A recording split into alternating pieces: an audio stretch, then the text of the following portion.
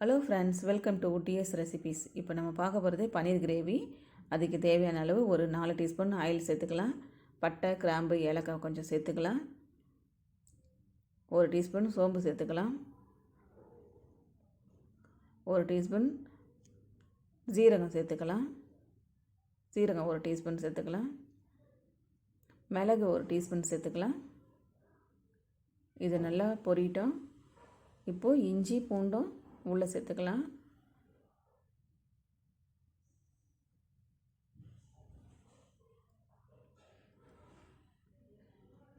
நல்லா வதங்கட்டும். இஞ்சியும் பூண்டும் கொஞ்சம் வதங்கட்டும். ஒரு ஆனியன் கட் பண்ணி வச்சுருக்கேன், அதையே நம்ம உள்ளே சேர்த்துடலாம்.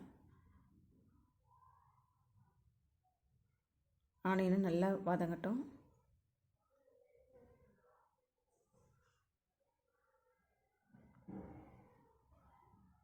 இப்போ 2 தக்காளி கட் பண்ணி வச்சுருக்கேன், அதையே நம்ம உள்ளே சேர்த்து நல்லா வதக்கிடலாம்.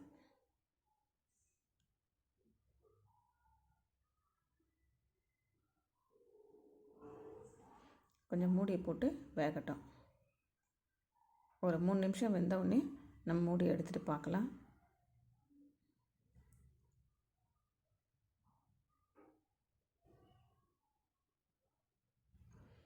பத்து முந்திரி சேர்த்துக்கலாம். உள்ள சேர்த்து கொஞ்சம் வதக்கிடலாம்.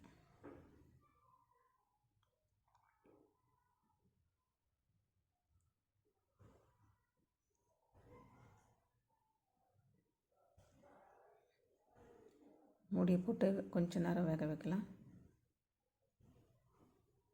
ஒரு 2 நிமிஷம் வெந்துட்டோம். இப்போ நல்லா வெந்துச்சு. இப்போ நம்ம ஜாரில், மிக்ஸி ஜாரில் போட்டு நம்ம அரைக்க வேண்டியது தான். இது நல்லா சூடு ஆறினோடனே அரைச்சிடலாம்.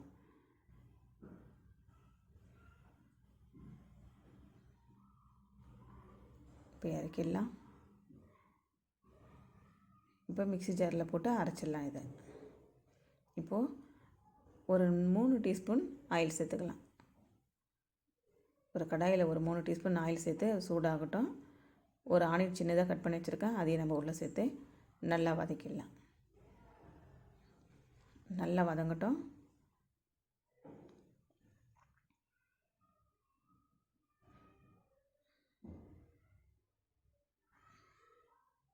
நல்லா வதங்கிச்சு. கொஞ்சம் உப்பு கொஞ்சம் போட்டுடலாம்.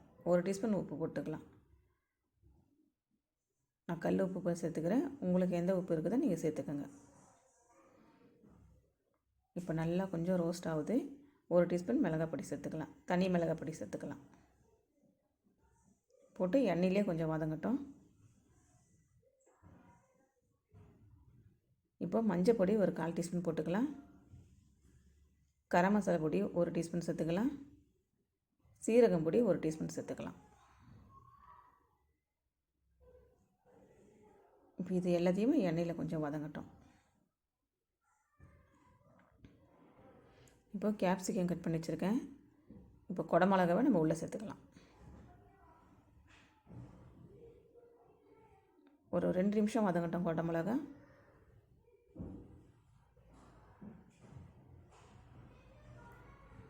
இப்போ அரைச்சி வச்ச பேஸ்ட்டை நம்ம உள்ளே சேர்த்துக்கலாம்.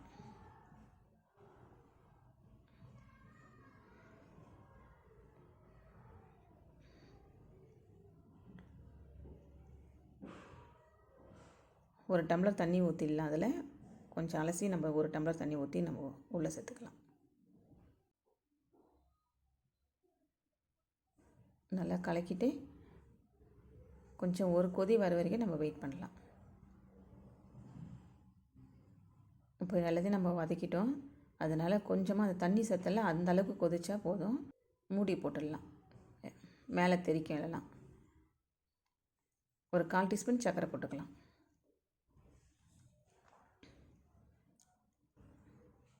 இதுதான் சர்க்கரை கொஞ்சம் டேஸ்ட்டு கொஞ்சம் கொடுக்கும். அதனால் 1/4 டீஸ்பூன் சர்க்கரை போட்டுக்கலாம்.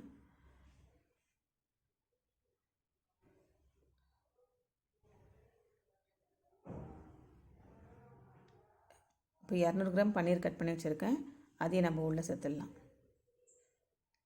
பன்னீர் சேர்த்து ஒரு கொதி வந்தால் போதும். பன்னீர் நல்லா கொஞ்சம் அதிலே கொஞ்சம் வெந்துடும். ரொம்ப வெந்தாலும் நல்லா இருக்காது. அதனால் கொஞ்சமாக வேகட்டும் போதும். இப்போ கஸ்தூரி மேத்தி நம்ம உள்ளே சேர்த்துக்கலாம். உங்கள் தேவைக்கு அளவுக்கு போட்டுங்க. நான் கொஞ்சமாக போட்டுக்கிறேன் கஸ்தூரி மேத்தி. இப்போ கொத்தமல்லியை நம்ம உள்ளே கொஞ்சம் சின்னதாக கட் பண்ணி வச்சுருக்கோம், அதையும் நம்ம உள்ளே சேர்த்துக்கலாம். பன்னீர் கிரேவி ரெடி ஆயிடுச்சு. எங்கள் சேனலை பிடிச்சிருந்தா லைக் பண்ணுங்கள், ஷேர் பண்ணுங்கள், சப்ஸ்கிரைப் பண்ணுங்கள். தேங்க்யூ.